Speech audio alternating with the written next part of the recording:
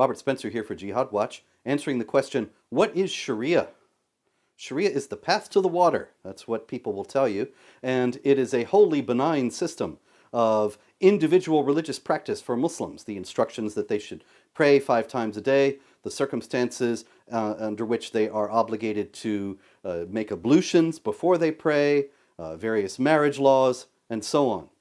And it is with that kind of understanding of Sharia in mind that it is comparable to Catholic canon law or to Jewish law that Sharia advocates in the United States, including most notably the Hamas-linked Muslim Brotherhood front group, the Council on American-Islamic Relations, have been fighting energetically against anti-Sharia laws all over the country, saying, this is just personal religious observance. How could you possibly object to this? You are a racist, bigoted Islamophobe because you want to interfere with Muslims practicing their religion in ways that you would never dream of interfering with Jews, Christians, Hindus, Buddhists, anybody else practicing their religion. It's pure Islamophobia.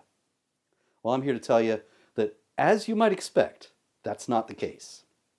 The only reason why anybody cares about Sharia in the United States is because it is a comprehensive system of laws that includes not just individual religious observance, but a political system, and not just a political system, but a political system that is authoritarian, violent, and supremacist at its core. Sharia contains regulations that mandate death for those who exercise their freedom of conscience and want to leave Islam, for those who are deemed to have blasphemed against Islam by insulting Allah or the Quran or the Prophet, or even by speaking honestly about their contents in ways that Muslims object to. Sharia mandates that women have a second-class status, that they can be beaten when they're disobedient, that the value of their testimony is half that of a man, that the value of their inheritance is half that of their brothers, that they can be killed if they are out of line in terms of having sullied the family's honor by zina, some sexual indiscretion, that it is an honor for them to have their genitals mutilated, and the sexual pleasure thus decreased so that they can be more easily controllable. These things are all aspects of Sharia. Sharia mandates discrimination against non-Muslims. It mandates that they cannot build new houses of worship or repair old ones, so their communities are always in a state of decline. It mandates that a Muslim man can marry non-Muslim women, but Muslim women cannot marry non-Muslim men, so that once again, the wife goes to the husband's household and the non-Muslim community is always declining.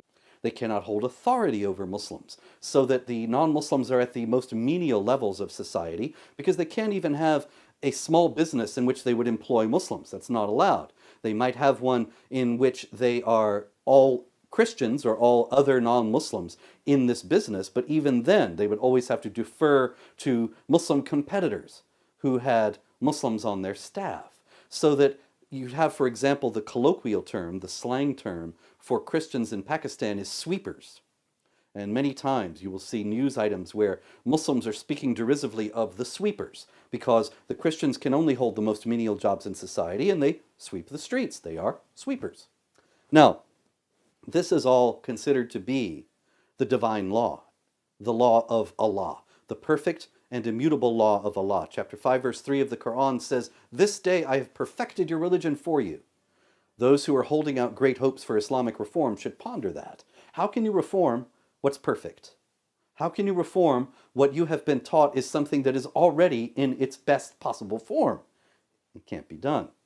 Now, the Quran is also many times telling us that we must obey Allah and His Messenger, that we must obey Allah and Muhammad.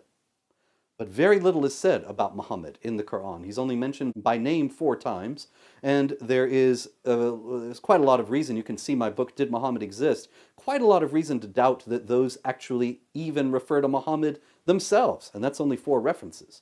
So, how do you obey the messenger? You have to go to the Hadith. The Hadith are the voluminous corpus of what Muhammad supposedly said and did. The reports that are deemed authentic are considered normative for Islamic law. Quran plus Hadith plus the Sirah, the biography of Muhammad, that's the Quran and the Sunnah together, make up Sharia when codified by Islamic jurists. Now, Once you have Sharia, the law that is codified from the statements of Muhammad and the statements of Allah himself in the Quran, those are the two highest authorities. There is no appeal from them. It is not for an individual Muslim to dispute, as chapter 33, verse 36 of the Quran tells us, what has been settled by Allah and his messenger. So it's the perfect and immutable law of Allah, and it mandates all this oppression. This is why there are anti-Sharia initiatives in many states in the United States today, and why there should be more. People have to understand that Sharia mandates that no non-Muslim has any authority over a Muslim or can by right exercise any such authority. That means that all governments that aren't based on Islamic law are illegitimate, and Muslims have the obligation to fight to undermine those governments and ultimately overthrow them and replace them with Sharia governments. Now, this is an actively subversive imperative in that case. Sharia, when people try to act against it, is something that is a direct threat to the secular constitutional republic that the Founding Fathers established. The non-establishment of religion was one of the greatest strokes of genius in history, and I do not exaggerate, my friend, because the non-establishment of religion, the First Amendment of the United States Constitution, allows for the idea that people who disagree, as we all do, on the most basic questions, will live together in peace and harmony without one group trying to gain hegemony over the other. And the delegitimizing of any such successful attempt to gain hegemony. It is the only way that there can be a peaceful society in a world such as ours, where movement is so easy and where societies are of necessity pluralistic. And so, we have in Sharia a direct threat to that freedom, to the freedom of speech with the blasphemy laws, to the freedom of conscience with the death penalty for apostasy and blasphemy and heresy and so on. We have a direct threat to the idea of equality of rights of all people before the law and equality of access to services with the special privileged status that Muslims have in Sharia and the denial of basic rights to non-Muslims. So of course, anybody who is interested, anybody who likes living in America as a free republic, anybody who likes the idea of the freedoms that are guaranteed in the US Constitution should be opposed to Sharia.